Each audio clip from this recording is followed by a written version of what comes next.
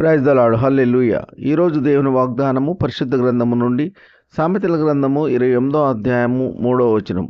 దుష్టులు న్యాయమెట్టి అయినది గ్రహింపరు, యెహోవాను ఆశ్రయించు వారు సమస్తమును గ్రహించుదురు. ఆమెన్. హల్లెలూయా.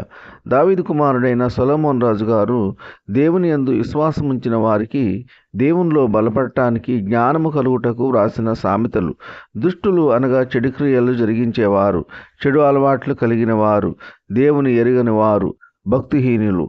ఇటువంటి వారికి న్యాయము ఎలా ఉంటుంది అనేది తెలియదు. వీరికి తెలిసిందల్లా అన్యాయము చేయుట, మోసము చేయుట, అబద్ధములు ఆడుట, ఇలాంటివి తెలుసు.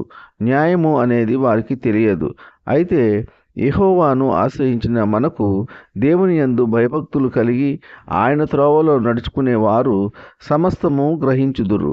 ఎవరు నీతిమంతులో, ఎవరు అన్యాయస్తులో, ఎవరు మోసగాళ్ళో, ఎవరు దుష్టులో, ఎవరు భక్తిహీనులో సమస్తము ఎరిగిన వారు. దేవుని యందు భయభక్తులు కలిగి నీతిగా యథార్థవంతంగా జీవించే వారికి తెలుసు. కావున ప్రియులారా, దేవుని యందు భయభక్తులు కలిగి జీవిద్దాం. ఆ దేవాది దేవుని మెండైన దీవెనలు, ఆశీర్వాదములు పొందుకుందాం. ఈ కొద్ది మాటలు దేవుడు దీవించునుగాక. ఆమెన్.